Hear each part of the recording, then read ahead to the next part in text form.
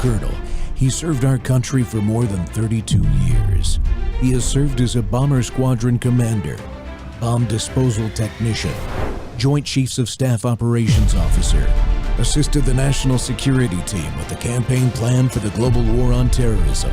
He authored the first theater nuclear war plan and served as the Vice Commander of America's largest airborne intelligence wing. Colonel Rob Maness is a true American hero.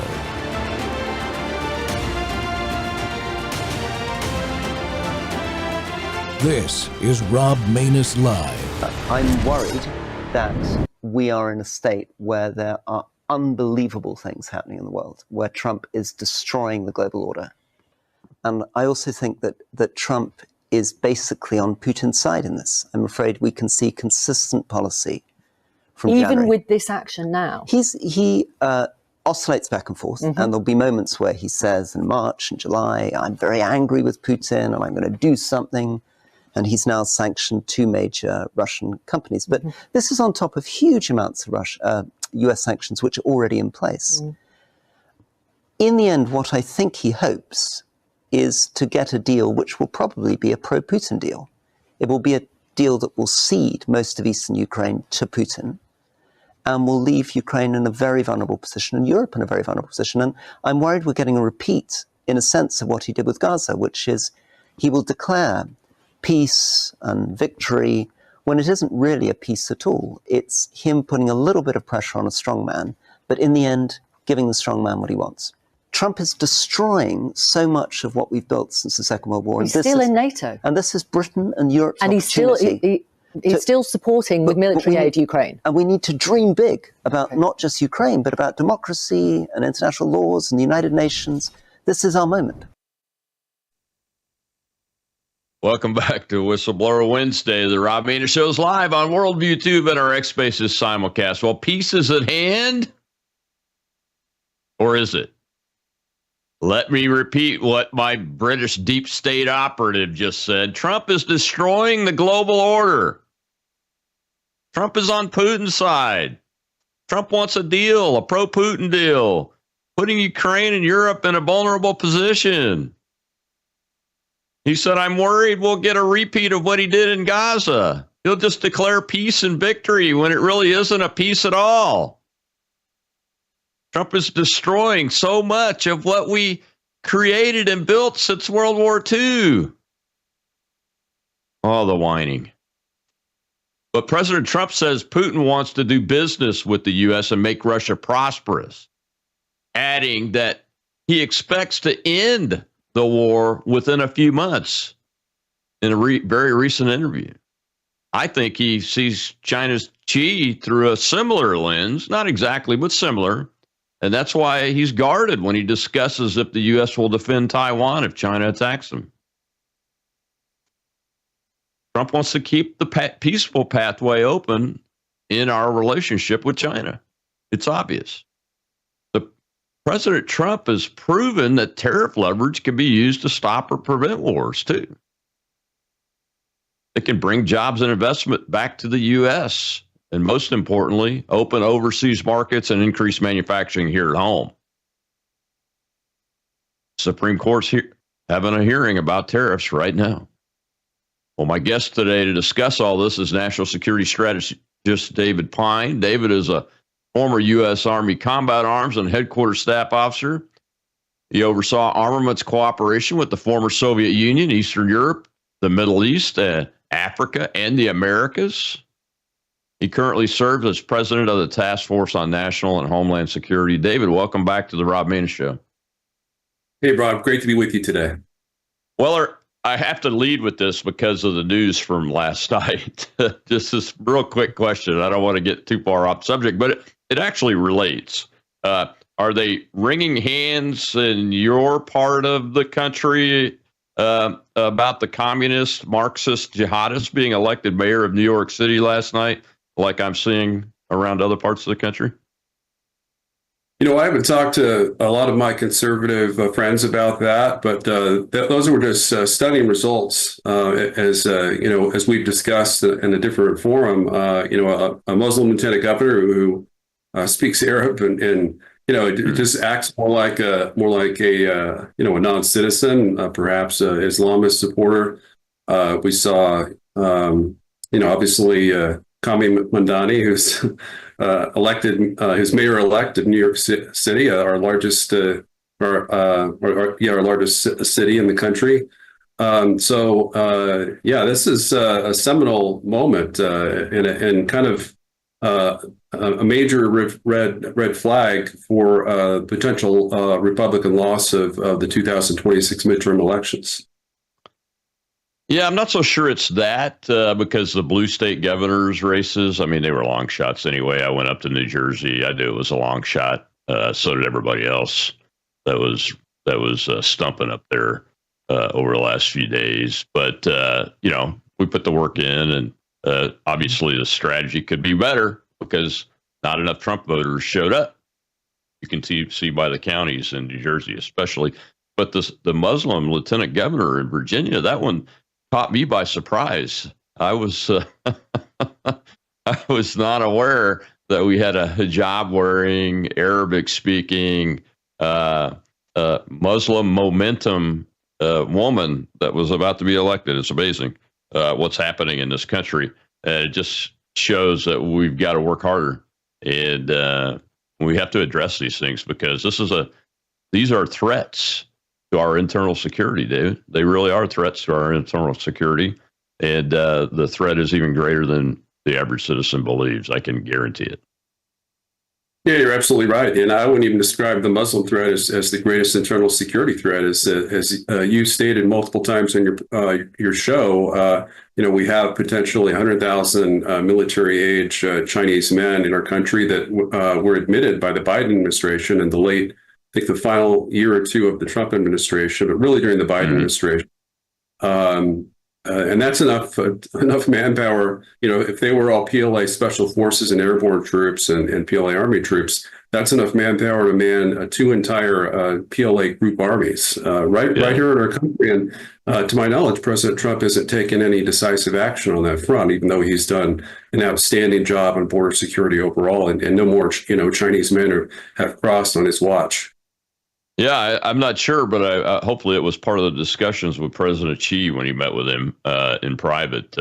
I'd like to see the reporting on that when it eventually becomes available to see if that was part of the discussions, because it needs to happen. It's got to happen one way or the other. We've got to address those threats because they are. That's what they are, threats. Speaking of threats, though, this Russia-Ukraine war, I came across the guy, he's Rory. He's known as a deep state guy from the UK. That little clip there. Describe what you and I have been talking about, both on and offline. But you've written some great articles about this, the way the president is dealing with Russia and Ukraine, at least over the last 3 months, is kind of some people see it as, I'm not sure, I'm trying to find the word for it. It's not flip-flopping, but just split personality. Yeah, bipolar. I describe it as bipolar. Yeah, split personality. And I think I understand where he's coming from, is he's trying to apply the art of the deal to both of the leaders on both sides of this Russia-Ukraine thing, which is both simplistic, the war itself is, but very complex because we've made it so, really. Yeah, unfortunately, I think Trump has been more of a status quo president on Ukraine. Certainly, monumental change in terms of talking to the Russians and meeting with Putin. That's a huge change. Biden met with Putin once. I think it was in June of 2021, and then he, decided to give him the finger essentially after he invaded Russia and said, "We can't talk to the Russians. We don't, There's nothing to talk about. Ending a war in Europe that could go nuclear, that's not something that's worth talking about with the president of the mightiest nuclear superpower on the planet." So Trump's done a very outstanding job in terms of diplomacy. We've had all those trips with Steve Witkoff. They negotiated a tentative peace deal at the Anchorage summit. But then President Trump, he has these brilliant plans, and I've written extensively. He has a brilliant plan to divide the Sino-Russian alliance and maybe have some kind of geostrategic partnership with Russia that's based on economic terms, maybe get Russia and India to lead BRICS. So he has all these grand plans. His overall grand strategy is really stellar, but his follow through, it leaves much to be desired, and it makes him look more like a neocon when it comes to the war in Ukraine, with escalations of 3,550 ERAM missiles, which are a much greater escalation than we ever saw from Joe Biden. But probably the biggest example was when he met with Ukrainian President Volodymyr Zelensky in the White House on October 17th, and reportedly, told him, hey, the Russians have a very reasonable peace offer on the table. It's a good deal for Ukraine. You're losing this war. This is your last chance. Ukraine and maybe you yourself are going to be destroyed. Reportedly he got, he was very animated. He threw the maps on the floor that Zelensky had brought with him to show him how important the Donbass region is to Ukraine. And he said, you need to see the Donbass region. We can get this signed, within days or weeks and end the conflict. And he had amazing courage. He stood up for America, and then he left the press conference and said, I'm capitulating to Zelensky's terms. He rejected my demands. EU leaders are pressuring me to. That's not what he said, but essentially that was the end result. Is he refuses to pressure Zelensky where it matters in terms of cutting off Ukrainian aid or intelligence that would provide real pressure to the main obstacle to peace in this war. Yeah, it seems kind of unusual, because from what I know, when the president is, behaves one way in a meeting and has obviously a focused approach, an set of objectives, he sticks with them. What do you think's driving this?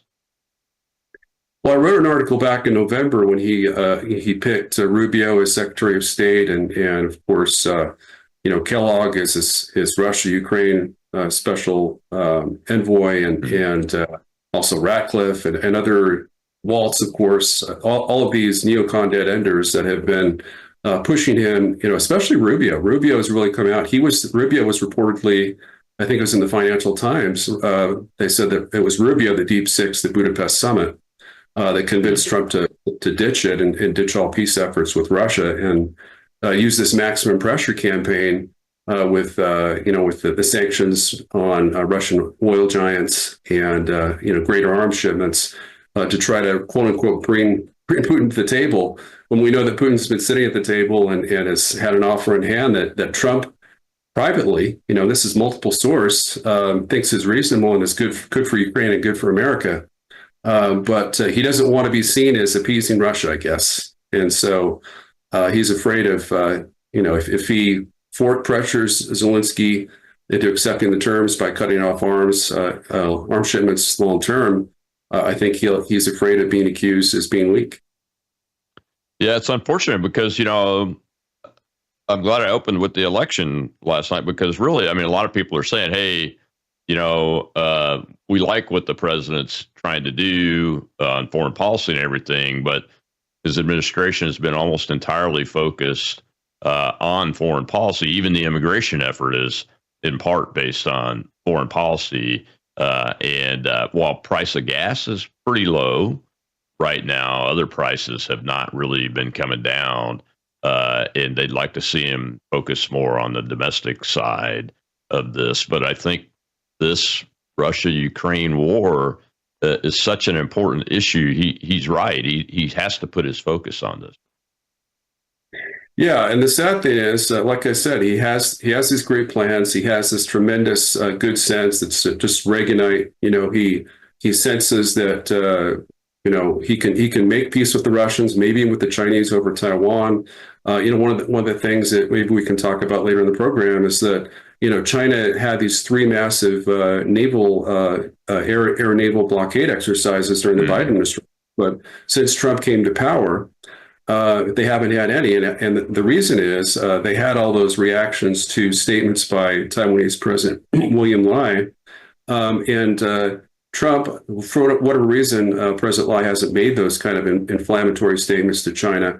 And I think I credit Trump for doing that. So he's got he's very sensible. He's innately a foreign policy realist, but he's surrounded himself by all these really bad advisors that are telling him to go in the opposite direction and be George H.W. or George W. Bush the second. Yeah, I hope not. That's not what I voted for, and I still have confidence in him that he's not going to go that far. But we got to take a break. When we come back, we'll see a little clip of him in the 60 Minutes interview talking about Putin and business. We'll be right back with David Pine.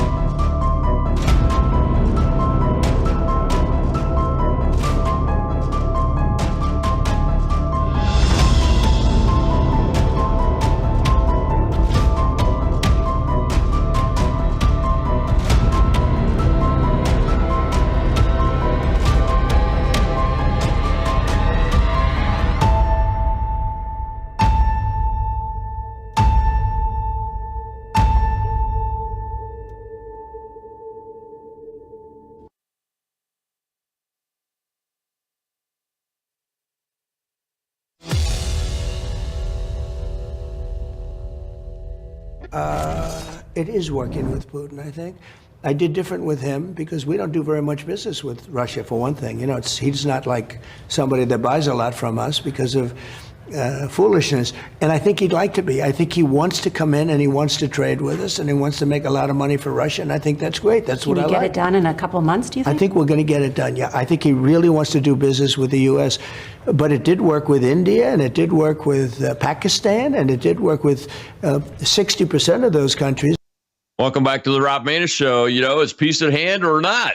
That's the big question. You know, the president's been very successful with all these peace deals and those kind of things, even as, kind of bumpy they are in their execution. He's still, I mean, all the hostages that were living are back out of the hands of the Hamas Nazis.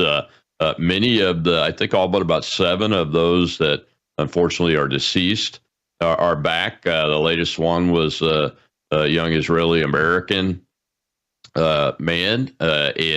So there have been some huge successes, many huge successes. And then the ongoing, concern with the Israeli and Hamas peace deal is always, it's going to be out there for a while, but it is moving forward slowly. But the Ukraine-Russia war really is a challenge. And the president's even admitted that a couple of times in live interviews. That interview was just on 60 Minutes, so days ago.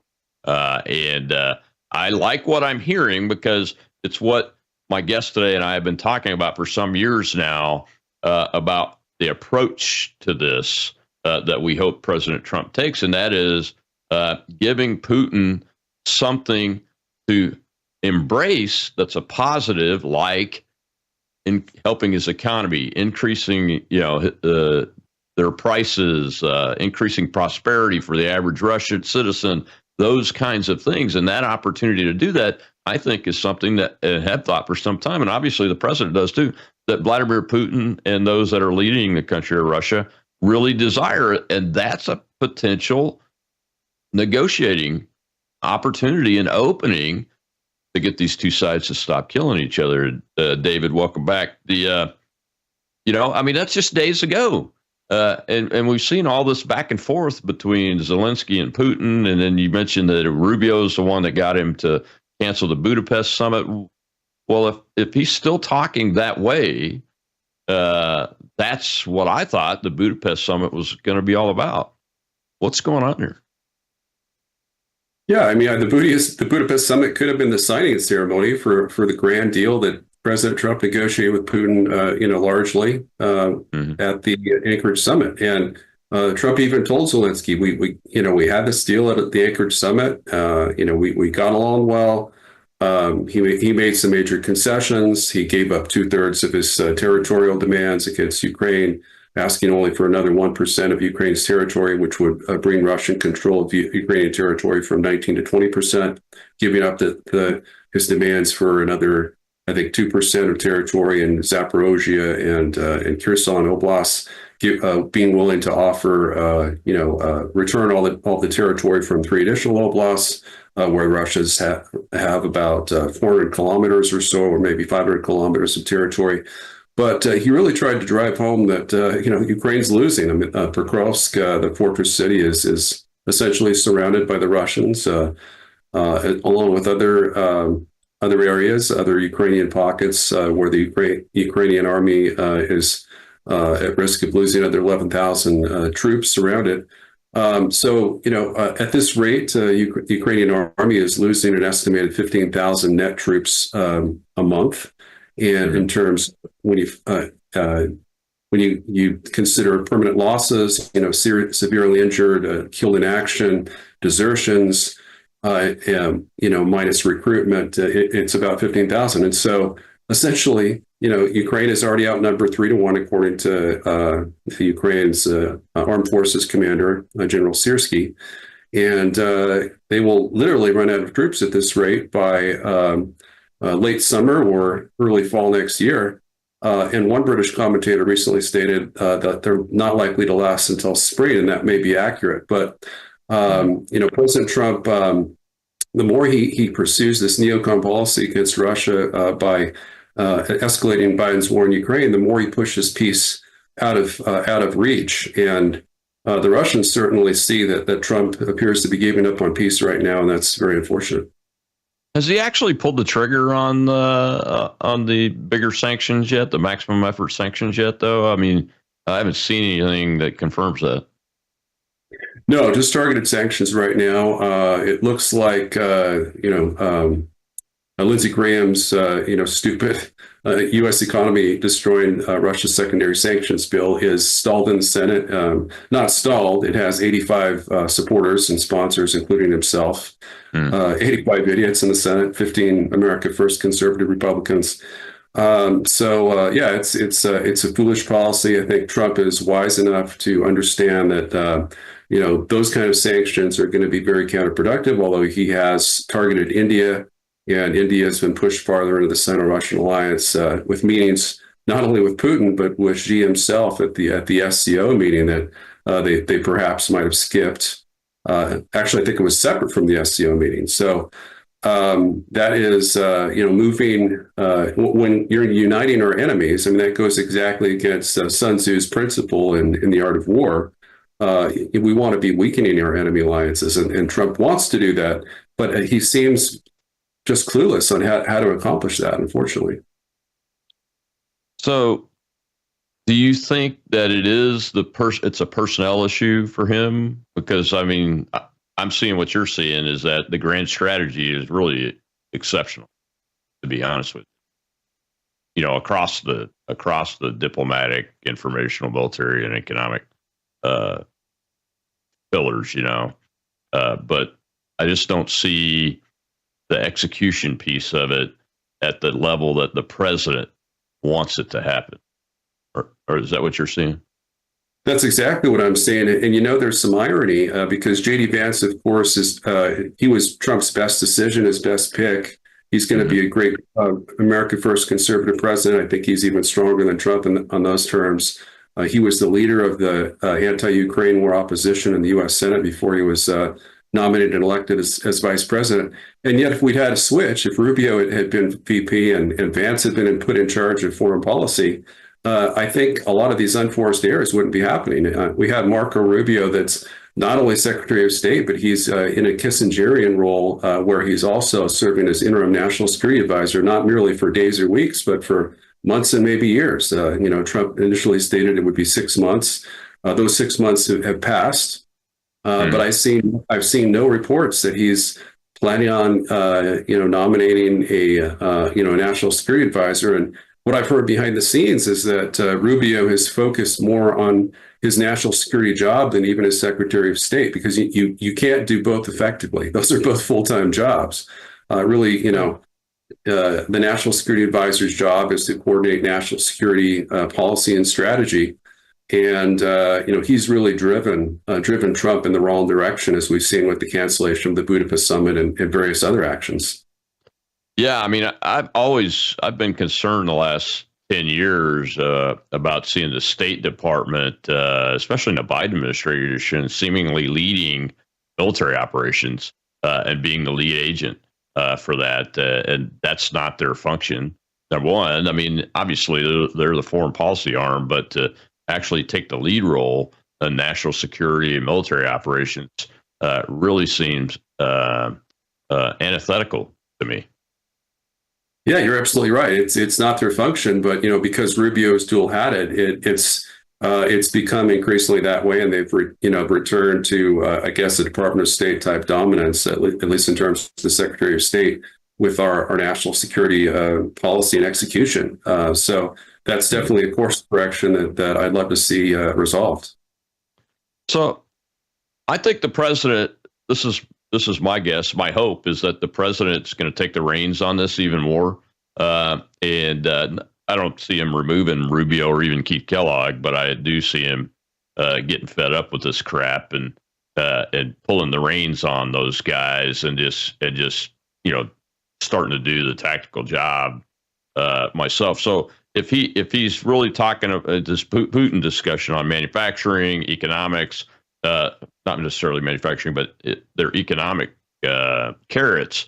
What would those look like if he does get in a room with Putin and Putin wants to do business with us? He said, what does it look like from the American side? What the president would propose to them? Well, it's really interesting because, as we discussed earlier in the program, Witkoff went to Moscow in early August, and they had this new approach that the Russians had proposed, and the U.S. responded very favorably to that July Russian approach with this idea that we would have a ceasefire conditioned upon the return of Donbass from Ukraine to Russia, and the Russians. Putin came and essentially accepted the U.S. offer at Anchorage. And so basically there was a deal ready to be signed. But he not only did that, he brought numerous Russian business executives, energy and economic leaders, and there was supposed to be a luncheon to follow the meeting between Putin and Trump. And that meeting, by the way, was supposed to be one-on-one. The initial meeting was supposed to be one-on-one, and Rubio wormed his way into it, I think, fearing that Trump would sign the deal with Putin, in all but formal signature without Rubio's influence. And so I think Rubio killed the deal in Anchorage as well. But after Rubio kind of whispered in Trump's ear that we shouldn't allow the Russians to accept the very deal that we offered the week prior in terms of the returning the Donbass region.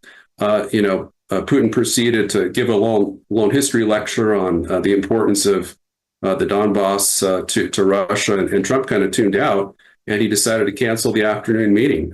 He canceled the lunch meeting, and so those Russian economic contacts, which were were, I think, there to discuss exactly what you just talked about, rare earth minerals deals, energy deals, lucrative oil deals that could have perhaps increased the U.S. economic growth in the next year or two by as much as 1 percentage point, got left out of the discussion. And so that, I think, is, just what I mentioned is taking Russia out of essentially not, neutralizing the Sino-Russian military alliance, but also getting them disengaged from China more economically. If the U.S. were to have more, U.S.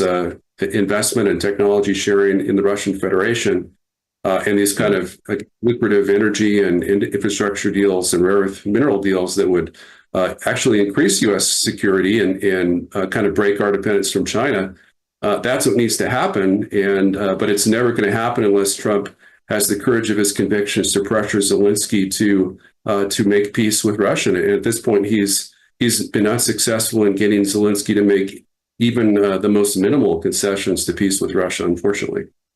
Yeah, in this war, we got to take a break again. When we come back, we'll shift over to the Sino-Russian relationship, the relationship between the U.S. and China. See a clip on the president on Taiwan.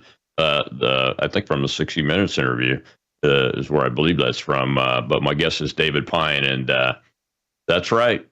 It's going to get very complicated, and this includes the Asia Pacific area and the Indo Pacific area. It's very complex. This Ukraine-Russia war continues to be a sore that's potentially going to get infected. We'll be right back.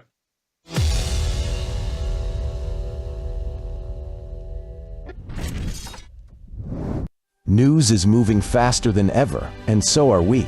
Worldview Tube brings you 24/7 live stream coverage and now real-time alerts when it matters most. Once you have the Worldview Tube app installed, exit the app and navigate your way to Settings. In Settings, locate the tab labeled Notifications. Select the Notifications tab. Scroll down until you locate the Worldview Tube app icon.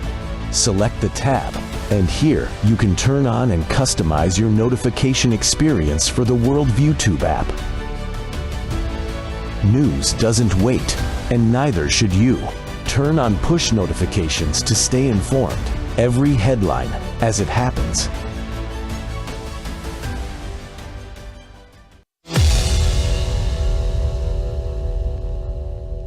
Would you order U.S. forces to defend Taiwan? You'll find out if it happens. And he understands the answer to that. Why not say This it? never even came up yesterday as a subject. He never brought it up. People were a little surprised at that. He never brought it up because he understands it, and he understands it very well. Do you mind if I ask, when you say he understands, why not communicate that publicly to the rest of us? What does he Because understand? I don't want to give away. I can't give away my secrets. I don't want to be one of these guys that tells you exactly what's going to happen if something happens. The other side knows, but I'm not somebody that tells you everything because you're asking me a question. But they understand what's going to happen, and he has openly said, and his people have openly said at meetings, we would never do anything while President Trump is president because they know the consequences. Welcome back to the Rob Maness Show. Is peace at hand, or is it? That's the big question, I think. And the President Trump's had huge success, 8 peace deals in this short presidency so far. And I think he's going to achieve more. I think the big question is how long will it take and in what form it will look like. And that was my guess is David Pine today. And David, that's from that 60 Minutes interview again. The good news is, the president's a very smart guy, and he obviously learned from his first administration and said, no, I'm not going to openly tell you and him what I'm going to do if it comes to Taiwan. That's the right approach, I think, from a public perspective. And then, do your harder stuff more in private. But the question is, and you mentioned the Sino-Russian relationship more than once in this show, and I think, and there's a reason why it's critically important. And it's directly connected to the Russia-Ukraine war and the outcome of that war and how long it takes. Because the longer it takes, the risk increases that something worse can happen that will involve China, doesn't it? I feel like the predictions of China making a move on Taiwan in terms of a blockade and or full-scale amphibious invasion by 2027 are frighteningly accurate. I've actually been predicting it before then, but I've come to believe that Xi Jinping is likely patient enough that he will wait till 2027 or next year at the earliest. So that there is a timetable, and this is really the greatest nuclear powder cake or potential flashpoint we're facing right now, even more than Russia and Ukraine, which because Russia is winning. And Russian victory is inevitable. I think, there is a good chance we can avoid a full-scale war with Russia over Ukraine, even if Trump follows through with those ERAM missile shipments, which would be fired, according to General Keane, by USAF retired combat pilots, F-16 pilots, who are flying all of Ukraine's F-16s and likely being killed in action, as they have been over the last, months or longer. And the U.S. just we're not being told about U.S. military veterans and officer advisors that are being killed by the Russians in Ukraine. But, I think President Trump, as you mentioned, does have good instincts on China-Taiwan as well. We know that John Bolton said that there's essentially no way we could possibly win a war with China over Taiwan, because Taiwan, in his words, is 100 times closer to China, its mainland, than it is the U.S. It's actually about 81 times, but pretty close nonetheless. And they just have all these massive advantages over us in terms of regional military power and almost a regional nuclear supremacy over us as well, because we don't have any nukes. It used to be in the good old days during Vietnam, we had nukes deployed in Taiwan. Now we have 400 or 500 troops, special forces in Taiwan, but that's not going to stop a Chinese amphibious juggernaut with all the firepower they have there. We have no nuclear weapons stationed in the region in terms of non-strategic nukes whatsoever. Yeah, it's and we've seen this past year before the Biden administration changed, we saw the Chinese and Russian strategic air forces bombers flying together in joint formations, which and probing the air defense identification zone in Alaska and those kind of things. Once again, we'd never seen that before. So the longer this Ukraine-Russia thing continues to go, and the United States isn't able to get its embrace of economic friendship back around Russia, the higher the risk is that we could get into a full-blown situation, and Russia even be involved. And I mean, they outnumber us at least 2.5 to 1 nuclear weapons wise, if both countries are aligned against us in a shooting war, right? Yeah. I mean, you're absolutely right. We've never faced an existential threat this great. I mean, during World War II, we were essentially shielded by the Pacific and Atlantic Oceans and our, the mightiest Navy the world has ever seen from, German or Japanese attack. But today, without missile defenses, this recent movie on Netflix, A House of Dynamite, really demonstrated conclusively.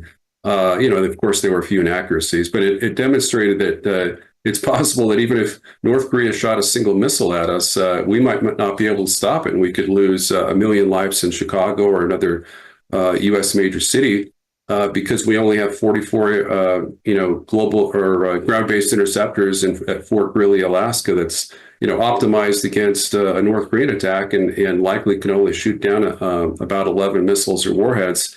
And Russia and China have much, even more advanced missile defense interceptors in the thousands. Both Russia and China, I think, have thousands of missile defense interceptors as part of their national missile defense system. And we know that President Trump has this, awesome plan to build our own comprehensive missile defense system with a Golden Dome no later than 2028. I don't think that timeline's realistic, but and I think it's underfunded, but I certainly appreciate the president's efforts to defend the U.S. from missile attack. I think really for the first time since the Ford administration. Yeah, and David, the only way for us to address our ills in supply and logistics is to increase manufacturing capability right here at home. We just do not have the sea lift capable to dominate the Indo-Pacific region like we did during the World War II against Japan, do we? We don't. The U.S. Navy was 8,000 ships strong. We had, the largest Navy, the largest merchant marine. We had 150 aircraft carriers. Today we have 11 aircraft carriers, maybe 275 ships in the fleet.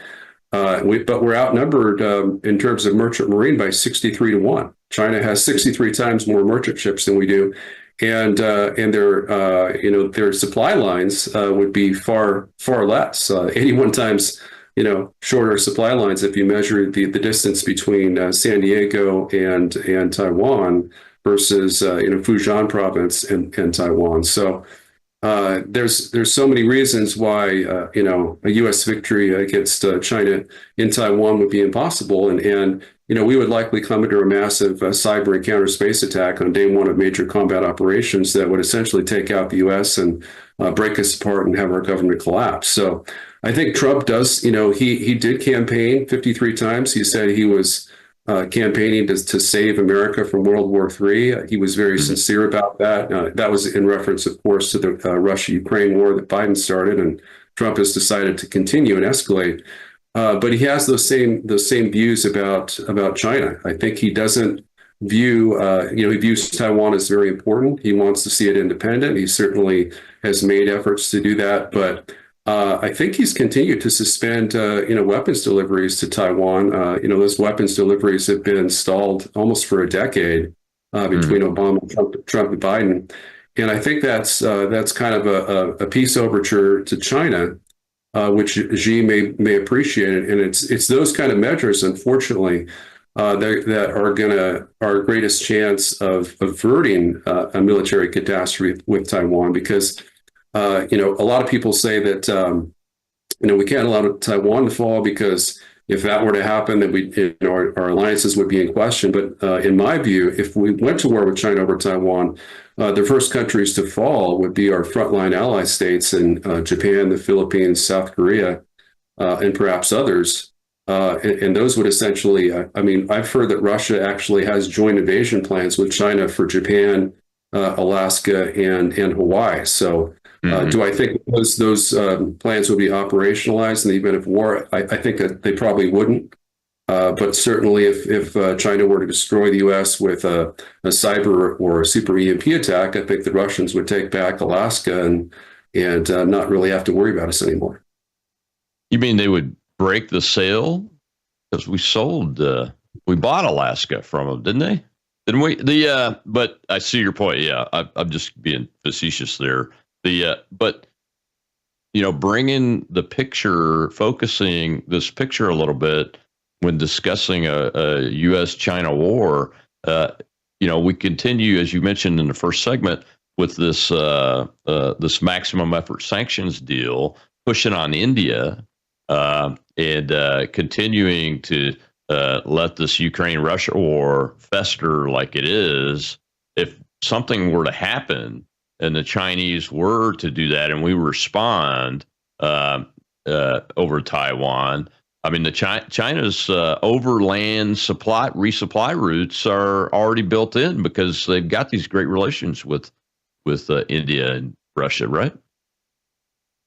Yeah, their relations with India are certainly mixed. Definitely improved. They did have they had kind of border clashes as recently, I think, as 2019 or 20, but they did have, I think, a border agreement in around 2020 to have a long-term truce, and I think they feel that's very important. They want to resolve the Taiwan issue first. They could certainly go back and have future border aggressions against India, but they really don't have any real motivations to do that, because there's not that much territorial dispute, and Taiwan is much more critical to them even than Mongolia, which would be an easy win for them. They could have some kind of stealth takeover in Mongolia and increase their territory by, I think, 1.5 million miles. And I do think that they're going to do that eventually. But the reality is that until President Trump began his tariff war, their plan was winning. Their plan is primarily economic takeover of the world rather than military takeover. And they just have their military, increasingly superior conventional and nuclear forces over the U.S. as kind of a backup, trying to supplant the U.S. in the role of the world's perceived largest regional superpower. Yeah, it's very interesting, and we're going to talk about the tariff operation in the next segment because they're all interwoven, and maybe we'll even I want to get your thoughts on this. On the Western Hemisphere, strengthening of Western Hemisphere defense, which I think is the right thing to do from a strategic level. I think some of the tactics are, I'm not nervous about them, but I think we need to be very cognizant of the tactics we're using to do that and make sure that there's two reasons. One is political. The other is from a national security perspective, and make sure we're focused on the Monroe Doctrine, keeping China and Russia and Iran, especially, from gaining any more power and actually reducing any power they have in the Western Hemisphere. We'll be right back with David Pine.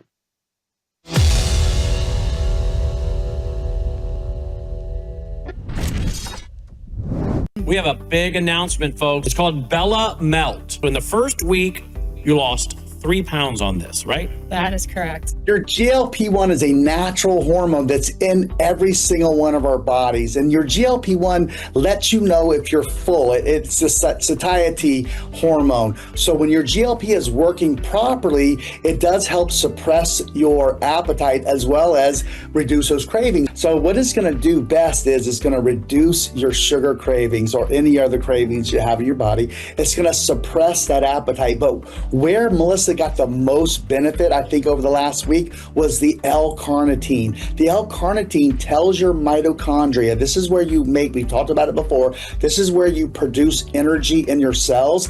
It actually tells those mitochondria to burn fat for fuel. MelissaHouseBG.com just now introducing for the first time Bella Melt with GLP-1 fast action. How do you game up Tuesday's or Wednesday's argument? I'm quite optimistic, and Shannon, what I can tell you is that because of what the Chinese did on October 8th, threatening to put export controls on any rare earth products that they produce that had 0.01% of rare earths produced in China, that they were going to try to control those, and the president was able to push back using his IEEPA powers. If that's not use of an emergency power, at an emergency time, I don't know what is. And then we go back to the spring, this terrible fentanyl crisis. It's an emergency for what's going on, and we got a solution. The Chinese, thanks to the tariffs, came to the table. So I think just those two alone have shown us that the president has used it responsibly. And then on the third part, with the reciprocal tariffs, there's something called a tipping point, and these trade deficits that we've had for years, 20, 30 years, especially since the China shock in the early 2000s, we were close to a breaking point, and the president did not want us to get there. Imagine if someone had held their hand up in 2006, 2007 and said, we're on the verge of a housing crisis. Well, President Trump raised his hand and said, we are on the verge of a balance of payments crisis, a trade crisis, and I'm going to use IEEPA. That is what emergency powers are for. Welcome back to the Rob Maness Show. Is peace at hand or not? That's the big question today on Whistleblower Wednesday here on Worldview Tube. And my guest is national security expert, strategist, weapons control expert, David Pine. And David, you've been very positive on the tariff operation. So have I. I think it's working. You mentioned them about the Chinese reacting in a way that's positive for our objectives and goals in the last segment. What are things that the American people need to know about this tariff operation vis-a-vis keeping them safe that they probably don't know at this point? Well, I think that, the U.S. public was brainwashed, during the globalist years in the immediate post-Cold War aftermath. We were told by the Republicans, the neocons, the free traders, the globalists, they all said that if we just built up China into the greatest economic power on par with us, that they would mellow. They would just become they wouldn't become communist anymore. Reagan, of course, said China was so-called communist. Appearing not to realize that China was the most genocidal communist regime on the planet, because he agreed with the plan to get Chinese to be military allies with the U.S. against the Soviet Union, which of course was a dream that could never be realized.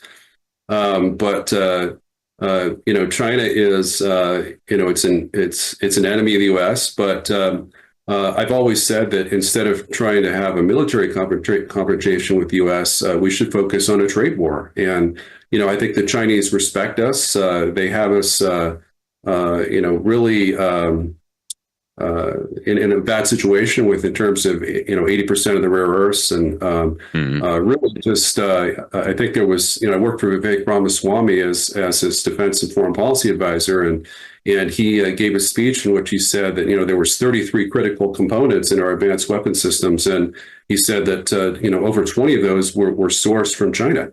And some of those were irreplaceably sourced. There wasn't a second source that we could go to. So when we have Chinese components in our key weapon systems, and one of my colleagues, a former DHS official, has stated that China has, we have Chinese motherboards in many, if not most, of our weapon systems that could be turned against us, either shut off or potentially even used to hit our own troops. We have just an innumerable number of vulnerabilities, secret weapons essentially that China has that Hitler only dreamed of, that could be used against us in war to defeat us in the first few days of a conflict. And but these tariffs, tariffs have been, they were Republican, conservative, part of the platform, I think, until the 1976 Republican platform had tariffs, and we're talking moderate revenue-based tariffs. They raised money for the U.S. They helped keep wealth, and as you mentioned, mainly our defense manufacturing-based jobs here in the U.S. And according to my calculations, China's manufacturing base in purchase power parity terms is 3.8 times larger than the U.S. So in terms of actual defense manufacturing, I think it's probably 5 to 6 times greater. And of course, we know that from the top secret intel report that China has the ability to produce ships 232 times faster than us. So essentially, if we were to fight that, because of this defense manufacturing disadvantage, we were to go to war against China and fight a purely conventional war, they would essentially be playing the part of the U.S. and we would be playing the part of Imperial Japan, and they would simply outbuild us and produce a massive fleet and a massive missile, conventional missile systems to completely overrun the Pacific and just sweep across the Pacific and then decide whether to nuke us once they got to the California coast. Yeah, I mean, that's why I brought up the overland resupply routes from Russia, especially in that relationship and the strategic objective of President Trump in the United States being the intent to put pressure on that relationship and create a fracture in it and bring Russia back towards the West and the United States from an economic perspective. That's exactly why. I mean, the Chinese can build something like 1,740 sea lift ships to R5 in a year. That's the difference that you're talking about, where they're like the U.S. was at the beginning of World War II, and we're like the Imperial Japanese were. It's just something that we have to address, and I think that's why the increasing our Western Hemisphere strength and security. It weighs in with that and overlays over our need to reestablish ourselves as a manufacturing powerhouse, not necessarily defense industry, but all industry. It was industry outside of the defense industry, like Ford Motor Company and those kind of industries that were available to be able to energize and do national security work immediately, that enabled our capabilities to build fast enough to be able to win World War II. Yeah, you're absolutely right. If we hadn't had this policy, this America Last policy of unilateral free trade over the last 35 years until Trump came back to office, we would still be a mighty, defense industrial power, and we would be, our defense industrial base might be 2 to 3 times larger, and we could effectively counter China, and we wouldn't have to worry about being conventionally overwhelmed to the degree we're facing today. And we would still have rare earths. We'd have, I've talked as a World War II amateur historian, I've talked many times about how the U.S. could have been blockaded on both seas, and we would have had everything we needed to build all those weapon systems here in the U.S., in terms of all the rare earths. I think we were probably, along with the Soviet Union, we were the dominant rare earth, military superpower of World War II. The liberals and all the environmental extremists have kind of bottled all those up. I live in the state of Utah, and we have rare earth mines that have been closed for years. We just need to reopen those, and unfortunately, it's going to take many years to do that. And we don't have the luxury of knowing that we'll have a Trump or Vance as president, past the next presidential election. So, it's a critical vulnerability. And as you mentioned, the sea lift capabilities. I mean, China has the largest, dual use amphibious force in the world. I think around 360 10,000 ton dual use ferries that have been converted exclusively to military use over the last 3 to 5 years. Ready to invade Taiwan in a week's or less notice. So, and I wanted to mention our national defense strategy. The Department of Defense has come up with a national defense strategy under our great Defense Secretary Pete Hegseth, which really focuses our national defense strategy on defense of the homeland and the hemisphere in terms of missile defense. In terms of fighting China in Latin America, getting rid of Russia and Chinese influence here at home, perhaps overthrowing the Maduro regime in communist Venezuela and eliminating that threat, instead of fighting them half the world away, and kind of being more realistic. As it was written, of course, by Elbridge Colby, who I'm a great admirer of in terms of his strategic mind. He's been a leader in terms of countering China, but before he was nominated and confirmed as Undersecretary of Defense for Policy, he began writing posts on X that said, we're coming to the point where if we calculate that we can't win a war against China over Taiwan realistically, then that's a war we may not want to risk. And he's definitely implementing a national security policy that is much more realistic. It's much more likely to assure U.S. national survival than, of course, the neocon policies of Secretary of State Rubio and others. Yeah, I'm just concerned that the Xi's mindset will somehow change away from the positive impact we've had vis-a-vis the tariff operation, where it's kind of tamped down this rhetoric about going against Taiwan kinetically and everything, and his mindset may change over time. And he tried to do that while we have not had the time to increase our manufacturing, to secure the Western Hemisphere, to boot China out of the Panama Canal, and reduce Iranian and Russian and Chinese influence in this hemisphere. And they'll catch us at a point where we're not ready.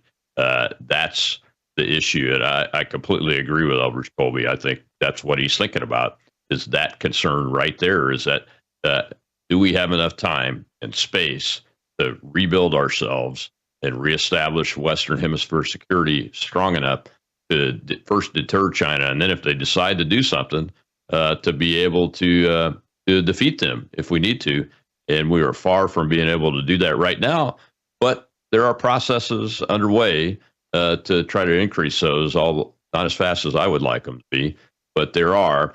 On this Venezuela, I call it boat plinking, but it's a strategy to interdict the supply chain and the supply lines for especially the fentanyl drugs, which kill almost 100,000 Americans a year for a long, long time. We could have probably saved 2 million lives if some U.S. Southcom commander had the cojones to step up and say, Mr. President, we need to interdict this kinetically and put a full military operation campaign together on it, both in the Gulf of America, the Caribbean, and on the western side in the Eastern Pacific, which we've now transferred over to.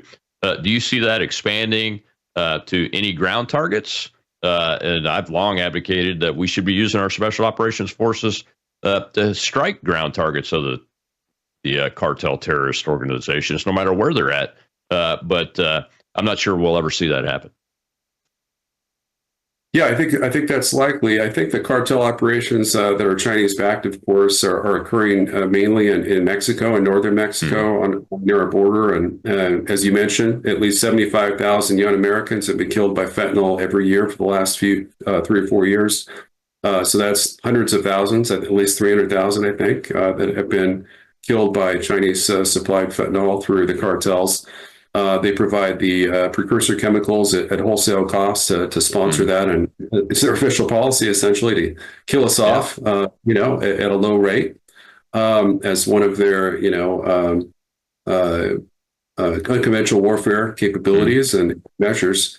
But I think Trump does have plans. He's denied it, of course, but he stated just last week that or actually early this week, I think that Maduro's days were numbered. He said he didn't think that we'd invade Venezuela, but the very fact that he said Maduro's days are numbers indicate that his plan for regime change in Venezuela, which he openly talked about in the summer of 2017 as one of his top priorities, is likely to be operationalized with military action. Of course, we know there's carrier strike groups that will be arriving shortly in the next couple weeks in the Caribbean. That's being the Gerald Ford, our premier aircraft carrier, largest and most powerful aircraft carrier, most advanced, will be arriving there. There's already an amphibious assault ship. I don't know if it's a Lightning carrier, but it's an amphib. We have up to 10,000 Marines, I think, that are massing there. We have Patriot missile batteries and restored military bases in Puerto Rico to support the attacks and defend against enemy strikes. But Russia, they've had some large military transports that have been landing, bringing in likely Russian mercenaries, military advisors, perhaps Spetsnaz, special forces troops, anti-ship missiles. I don't have any evidence that they've sent more anti-ship missiles, but we know that they have hypersonic Mach 3, not hypersonic, supersonic Mach 3 anti-ship missiles that could hit carrier strike groups or amphibious vessels that could cause a lot of U.S. casualties. We know they have at least 20 of those from their Su-30s, so their flanker fighter bombers. But that is something I think that Trump should focus on. I think he should focus on overthrowing the Venezuelan communist regime. But I've advocated that he do that through a land invasion through Guyana, which has been neighbors Venezuela on its eastern flank, and has been threatened with invasion by communist Venezuela. So I think that would be a better way, less risky way than an amphibious invasion.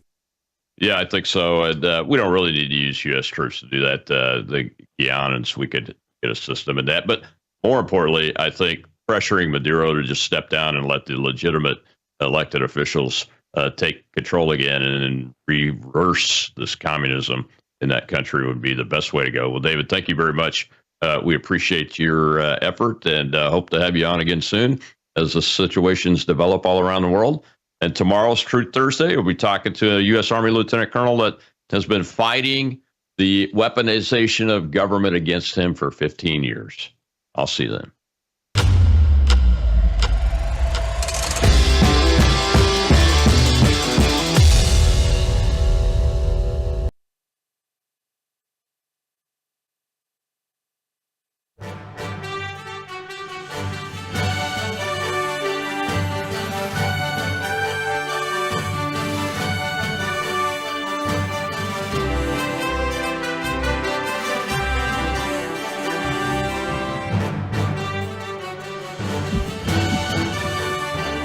And good evening. Welcome to our election night coverage here on November 4th, 2025. Glad you guys are with us tonight. We're going to be joined by a large coalition of experts and speakers tonight.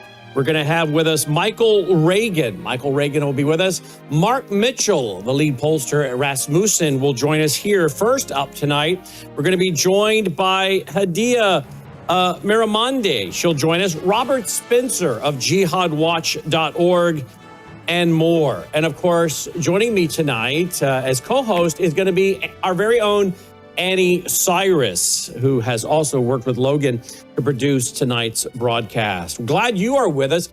Hope you will tweet, text, email, Facebook, Getter, Truth Social. Let everybody know we are on.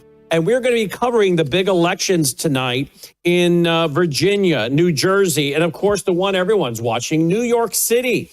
Apparently, they are on the verge of electing a Marxist and an Islamist.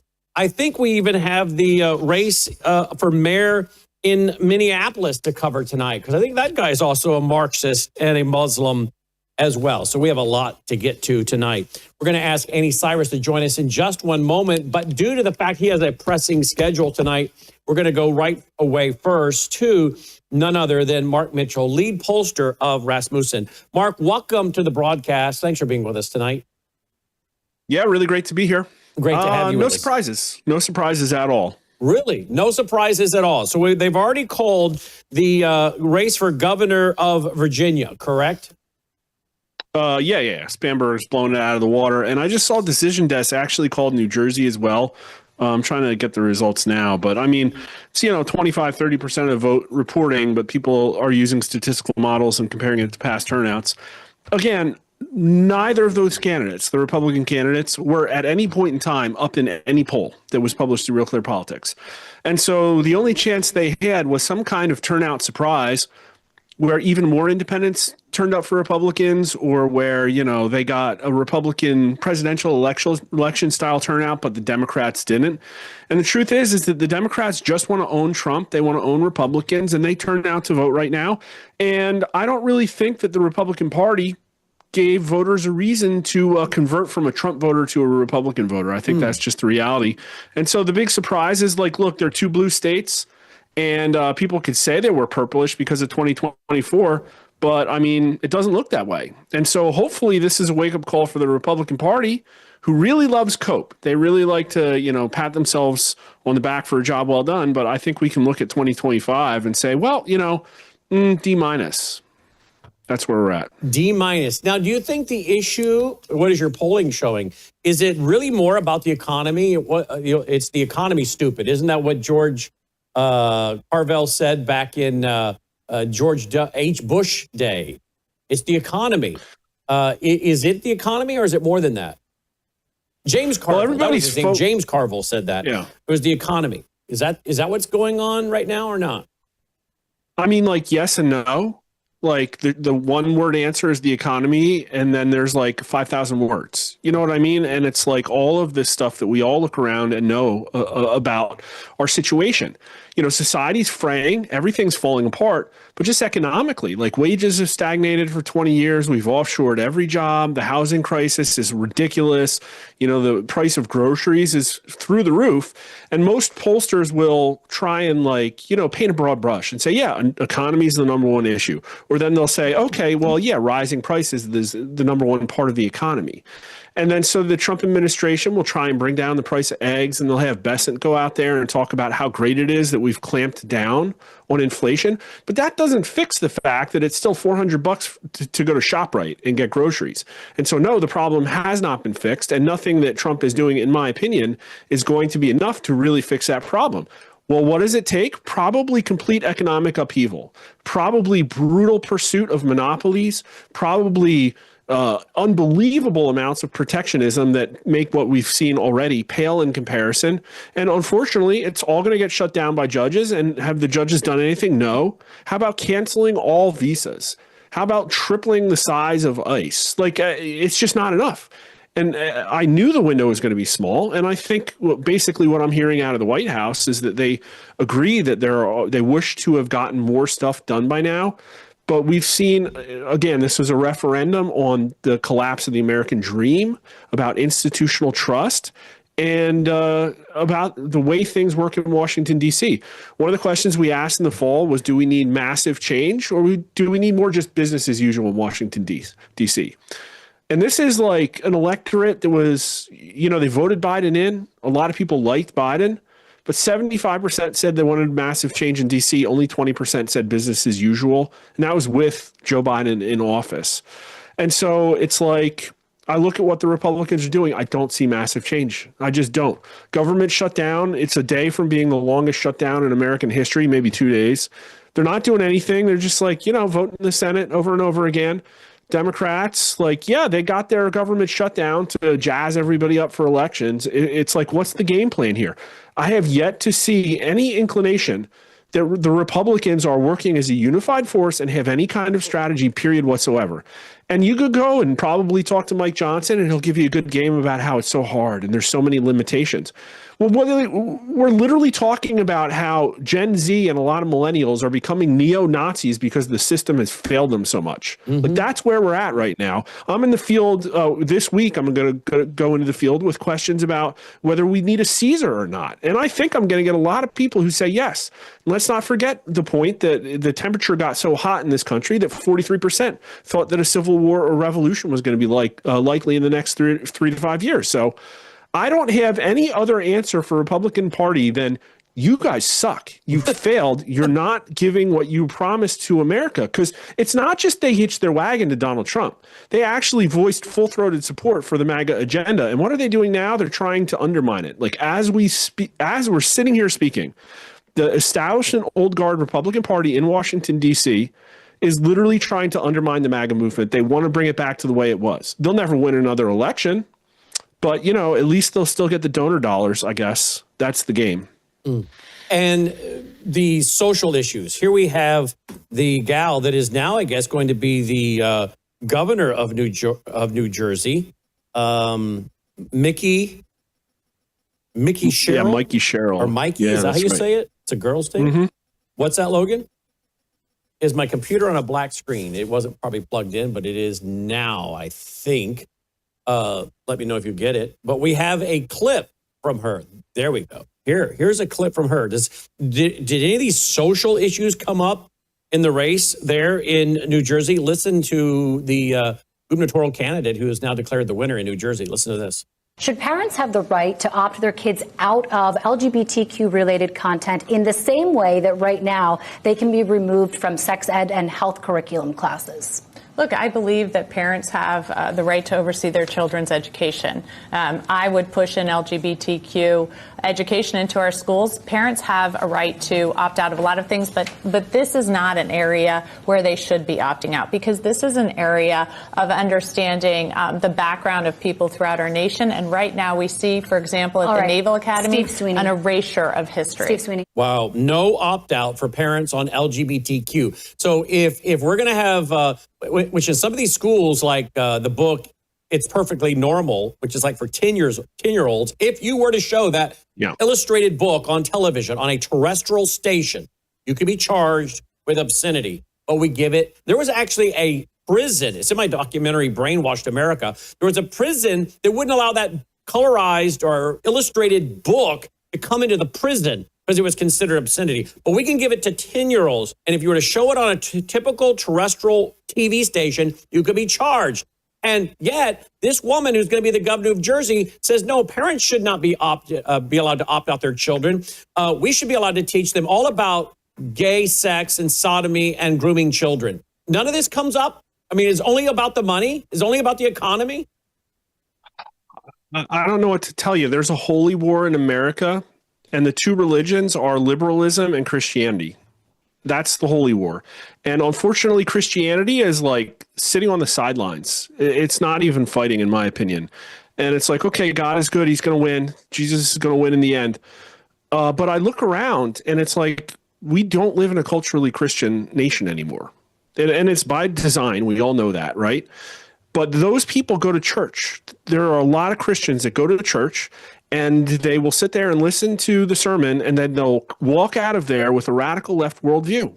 It's just what they do. Your surveys and polls are showing that people who routinely go to church and call themselves a Christian are pro-abortion, right?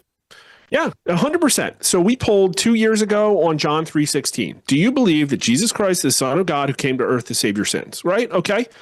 72% yes, 17% no. That's not bad.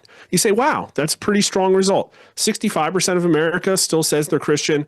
64% said they were at least somewhat religious, but only I think it was like 40% said very religious. So that number's dropping for sure. But then it's like, okay, well, a lot of these people say they're Christian, actually go to church. The people that say they're Protestant go to church just as much as evangelicals. The Democrats say they go to church just as much as Republican Christians. But then we ask them, okay, well, do you think the church should be more involved or less involved in politics? And the people who say more involved are pro-life by 30 points. The people who say less involved are pro-choice by 40 points. So the people who say they want their church less involved in politics is because they have a whole nother worldview that they don't want their church interfering with, which is basically, liberalism. And so overwhelmingly in the country, people are against, like, for instance, we've done polls on having all of those gay books in schools, and parents are like, no, that's not cool. It's like, 65 to 35, right? They don't like this stuff at all.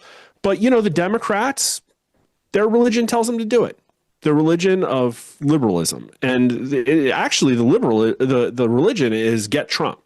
It's resist Trump at all costs. And that's how you get people in New Jersey, again, very, very comfortable, like a lot of big corporations in New Jersey. And I know they have income taxes. It's a huge problem. Didn't affect how they voted at all. And, you look at Jack Ciattarelli, like, he seemed like an okay candidate. But what's the Republican answer for New Jersey? Like, what are they really going to, at the end of the day, be able to do? And it's like, not being sane isn't a good enough answer to convince insane people to vote for Democrats. What does this tell you for 1 year from tonight, midterm elections 2026, which, by the way, was it today? President Trump said, look, if the GOP doesn't get their act together, we will rightfully and hugely lose the midterms and 2028. So right now, if you had to guess, midterms a year from now, it's a political lifetime from now. But what do you see a year from tonight? Well, hopefully this will wake the Republican Party up and they'll absolutely finally do something. But I mean, just looking at past performance as a prediction of future, it's not going to happen, right? And right now, the Democrats are leading in the generic ballot, but not as much as they could. It's going to be really close. And quite frankly, I think it's going to come down to a gerrymandering fight. And if the Republicans keep the majority in the House, it'll be a really slim majority, which means nothing will still happen. At least it'll keep Donald